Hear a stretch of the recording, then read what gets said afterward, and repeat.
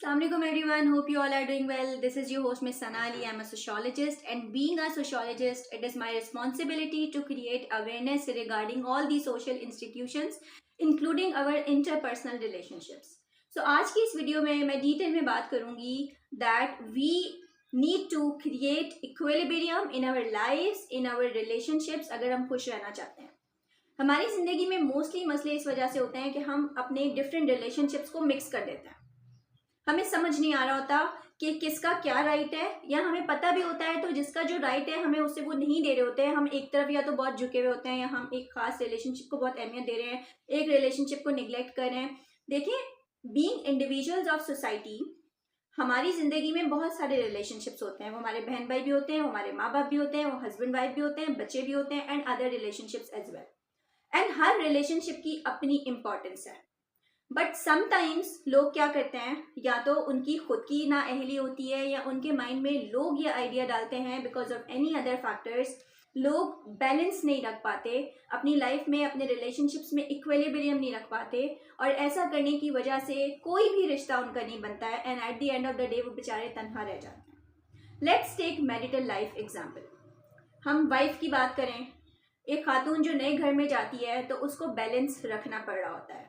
अब वो अपना एक नया घर छोड़ के, पुराना घर छोड़ के एक नए घर में आई है, डिफरेंट रिश्ते बनाए हैं उसने, तो उसको बैलेंस रखना है अपनी लाइफ में, अपनी पुरानी लाइफ में, अपनी नई लाइफ में. अब ऐसा भी नहीं है जो अक्सर खवातीन करती हैं कि भाई अपने घर वालों को, अपने मैके वालों को बिल्कुल भूल गए कि we need to adjust in our new family. ये भी गलत है. बैलेंस रखें. इसी तरह ज़्यादा मुश्किल काम मुझे लगता है मर्दों के लिए होता है, क्योंकि एट अ टाइम उनकी ज़िंदगी में आने वाली एक खातून भी उनकी जिम्मेदारी है, उनकी अम्मा भी उनकी जिम्मेदारी है, उनके बहन भाई भी उनकी जिम्मेदारी हैं.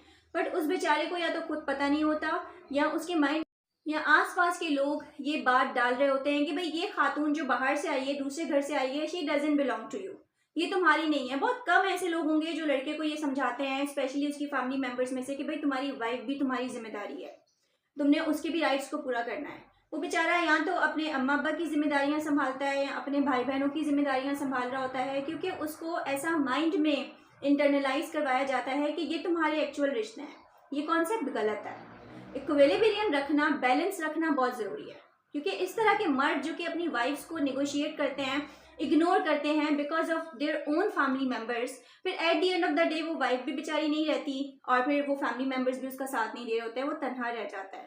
सो इंस्टेड ऑफ दैट, अगर आप अपनी लाइफ में कामयाब होना चाहते हैं तो आपने अपनी लाइफ में बैलेंस रखना है. इसी तरह work life and family life.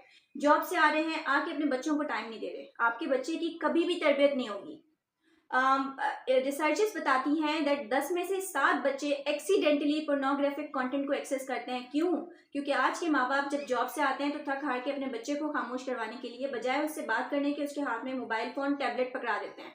You have no idea कि उस टाइम पे वो बच्चा उसका क्या इस्तेमाल कर रहा है, वो किन चीज़ों को एक्सेस कर रहा है. इंटरनेट के ड्रॉबैक्स के बारे में आप सब कुछ जानते हैं. So these are just few examples, but the main point is that अपनी लाइफ में बैलेंस क्रिएट करें. अपने काम में, अपने घर में, अपने रिलेशनशिप्स में बैलेंस रखें. किसी एक रिश्ते की तरफ अगर आप झुकेंगे तो आप हर रिश्ते को खो देंगे, और वो एक रिश्ता भी आपका नहीं बनेगा. Thank you so much. Keep supporting.